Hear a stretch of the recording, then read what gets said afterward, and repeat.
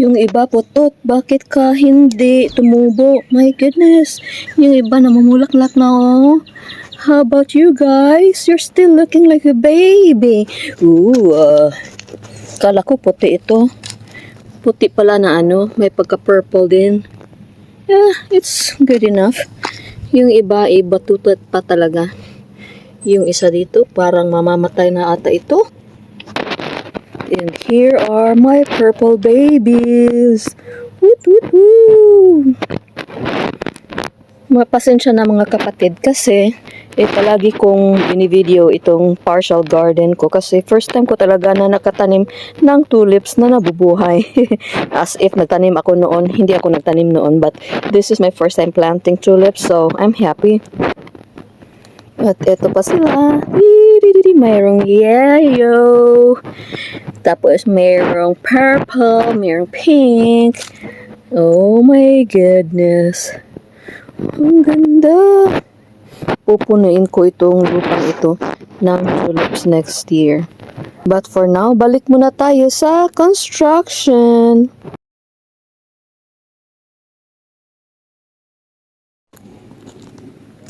Yan. Tapos na din dito sa kabila. I wish my light would work. It's okay. It's still daylight, so I still can do something right now. Kasi binawi na ng aming engineer yung cords niya from the house going to the post there, to the main source. So, yun, kailangan naming bumili ng aming sariling cords. So, but anyway, ito na lang harap yung dapat lagyan ng sidings kasi, did he finish the back, up and down? No.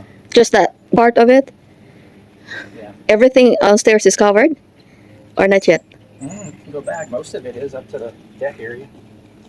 Tingnan natin. Hallelujah. Kasi si Dan Yeah, I don't think he's been out since. bakilid kasi dito. Si Dan kasi palaging kinukuha ng engineer. Di ba sinabi ko sa inyo before na sinabihan ko yung engineer. Kasi si Dan yung main worker namin. Kasi yung mga worker ng engineer namin bumalik na sa Mexico. So, yun, recommend ko si Dan, but sabi ko na kailangan mo nang tapusin ni Dan yung trabaho niya dito sa bahay. Yung engineer wala siyang word of honor ba? Parang dalawa na kami. Tapos, yun, kinukuha pa rin niya si Dan kahit na marami kaming mga trabaho dito. So, iyan na po. And, hallelujah! Oh my gosh, it looks so pretty with the white thingy in the background. I mean, so, Coming together, we're getting it there. yeah. And then, pupunuin namin ito ng gravel. Huh? What? Yeah, that dirt's just gonna. I don't know what you're gonna do with the dirt. Yeah, we'll fill this one with the dirt where the orange is. And then, What just comes down? yeah, down. And then, fill the dirt over there too. Have to figure out how that's. That's why we need like tons and tons. Probably more than No, 20. no. I don't think we need that many. But Mala na yung ko doon, no? Yung ilog ko na maliit doon. Oh, kasi wala ng ulan. all right, I'm gonna go. Yeah, we're starting to get some leaves on the trees, so we get more. Yeah, hindi na siya. Obvious na medyo malapit nang matapos ang winter. Wala nang winter, it's already springtime. So, as you can see, namulaklak na yung mga plants natin, mga trees natin. Tapos, ito na lang parang namamatay na itong lahat ng mga kahoy dito. Yung shrubs are doing fine. Pero yung can I pass through here? Can I pass through here? Is this locked? Ha? I can unlock it. Yes, please. So, yan po yung magiging contrast dun sa harap. White and dark blue, gray. So, I think it would really pop out yung white niya pagkatapos. So, I can't wait. Kaya lang, kahapon, umulan kahapon. So, Dan did not come. But then today, hindi umulan. Walang pumunta dito. Ito talaga mga trabahador na ito. Parang gusto kong sigawan joke. Hindi naman ako maninigaw pag, kaya ko pa. But anyway, no, I'm a good employer, you know. Hallelujah. Kaya, sabi nung engineer ko, okay, hindi ko kunin si Dan. No, the other side. hindi ko kunin si Dan pag may work pa dyan. Eh, tingnan mo, kinuha niya. If I were like a bad person, I could have screamed at him. So, wala kang wala kang isang salita. Sabi ko sa iyo, wag mo munang kunin si Dan. Eh, what can I do? Para wala ng gulo eh. Nagkagulo-gulo na lang nga lahat ng mga tao dito sa mundo natin. My gosh, kahit saan ka lumingon, may gulo, may gira, may earthquake, may ano pa. Ay, nako, it only means one thing. Malapit nang babalik si Lord Jesus, kaya prepare na tayo. So, ito na po yung dapat kong isemento, like second phase of cement kasi nasemento na natin ito a few days ago. Kung hindi nyo nakita, ayun, you can watch my other videos.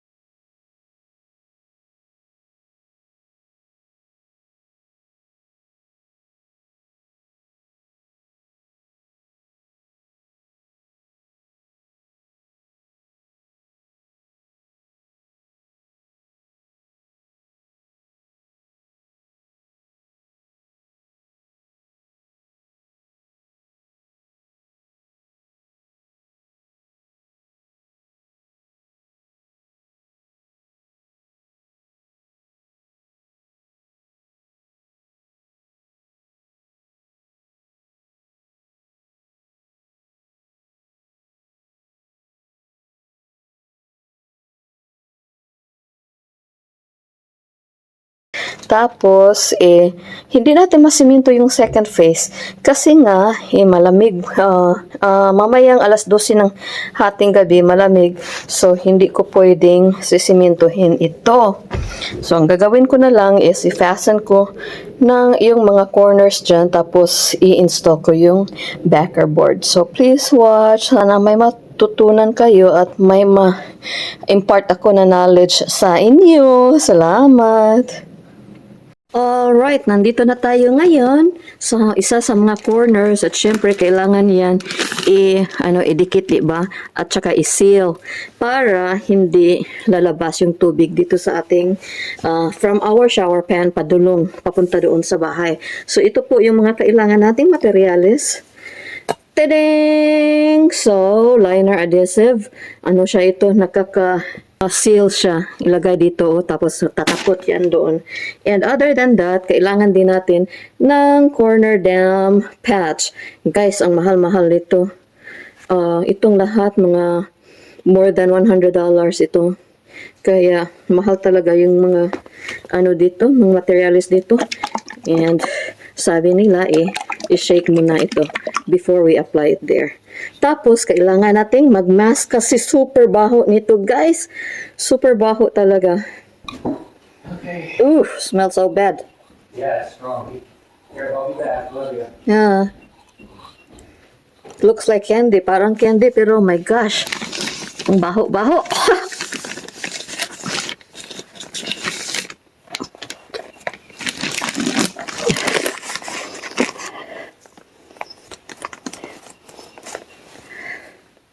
Kailangan well ventilated yung bahay mo pag gagawa ka nito. Yan.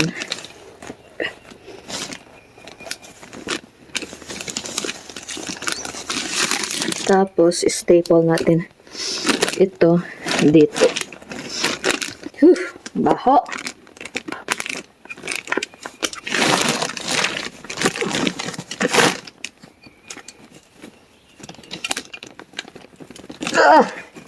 Ang tigas ng stapler. Whew. At hindi tumalab.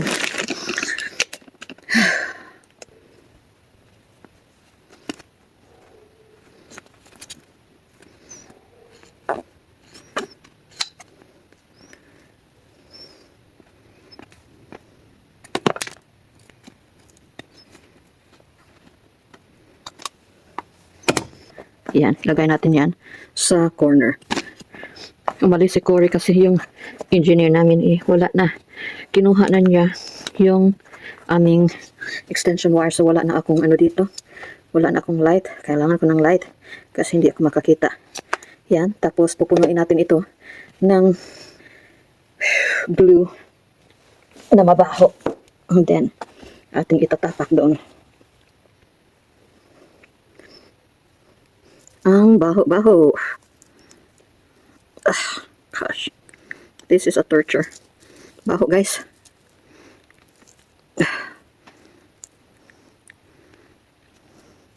Dapat mag-gloves ako kasi nakakalason ito. Okay, atin nang i-install. Idikit natin. Yan.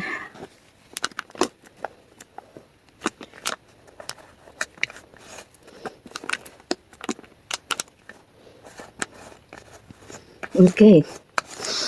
Tapos, syempre, kailangan lagyan ng ano dyan, glue dyan para totally magiging sealed siya at wala na talagang tubig na makakalabas. Yan. Tapos, yung mga staple wires na linagay natin, kailangan din nating i-seal para ang tubig hindi makakalabas. And then, we will just repeat the same process around the pen. Pakita ko sa inyo mamaya.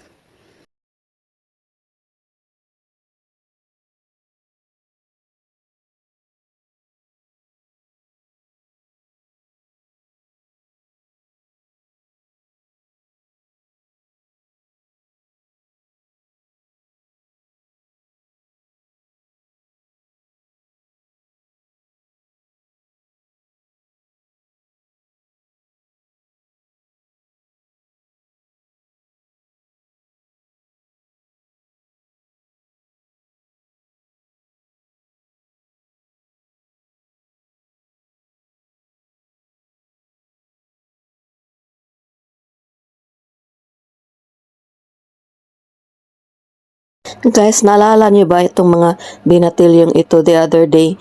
Vinidyohan ko sila. Sila yung mga contractor sana na i-hire namin para mag-install sa aming chimney.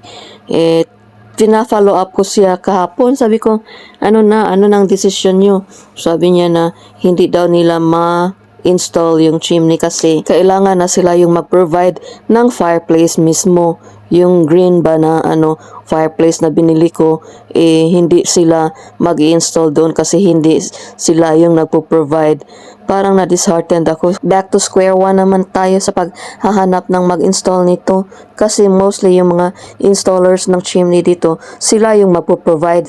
Pero tingnan nyo naman yung fireplace ko, oh. Ang ganda, diba? Tapos papalitan lang nila, ayoko, ang mahal kaya nito, kaya maghanap na lang ako ng ibang makakapag-install ng aking beloved fireplace. It's just arrangement holding them up too. Yeah. So the property line, your property line goes there, Yes, and it's actually, see all that mess right there? that orange. It's actually way on the other side of that, and it runs straight down. So if you measure 20 foot where it goes off that, you're 15 foot off the property line over here to where that stops at.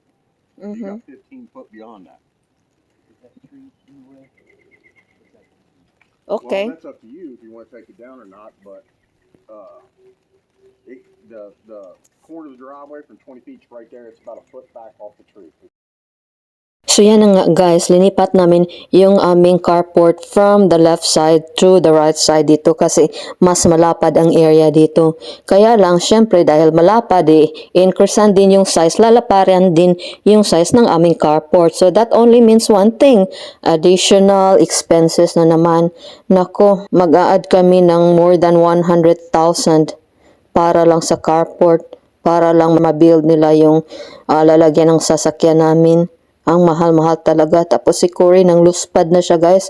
Kasi over 100,000 plus yung additional namin on top of the original budget na almost 200,000. So 300,000 plus siguro yung sa carport lang. Oh my gosh, di ba bahay na sa atin yan? 2 beses na kami nangutang sa aming 401k.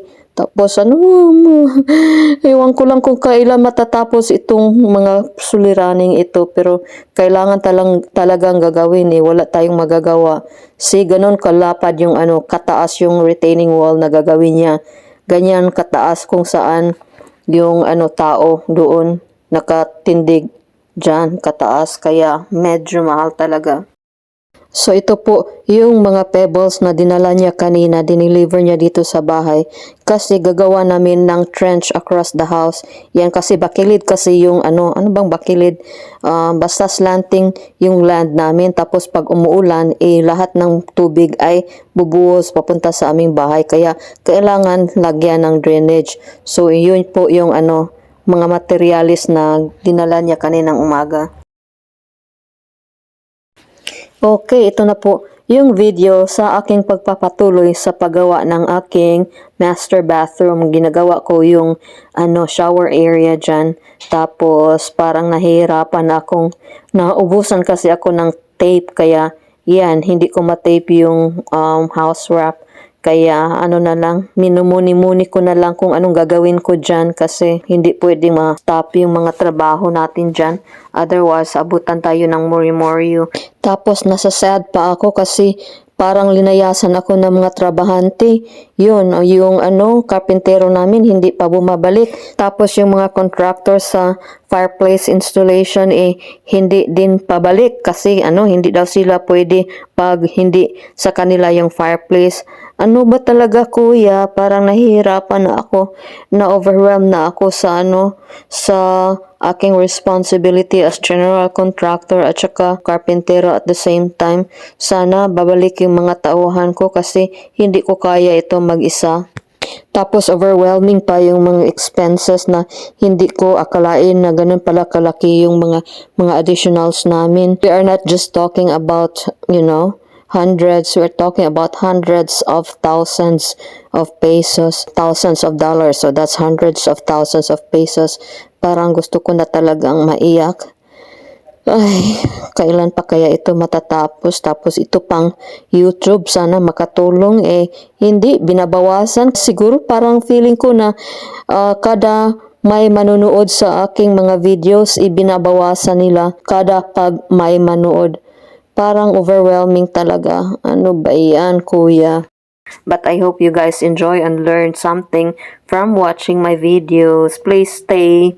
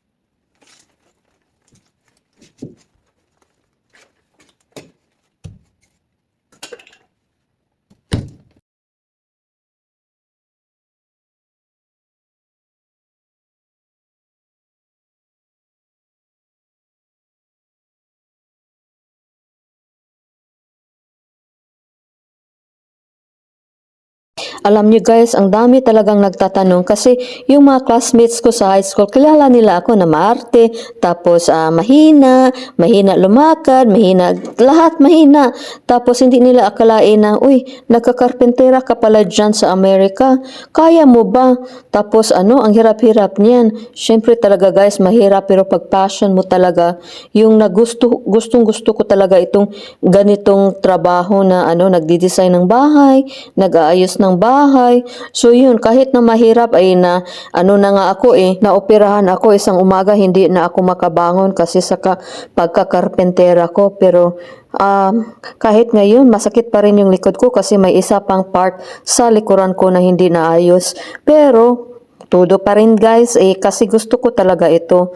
So yan po yung life ko. This is my passion, carpentry at saka pagdi-design at saka gardening at iba pa. Yan. Tapos ko na yung banda dyan. Pero tingnan nyo guys. Ha? Ang galing ko talaga. Super galing. Tingnan nyo.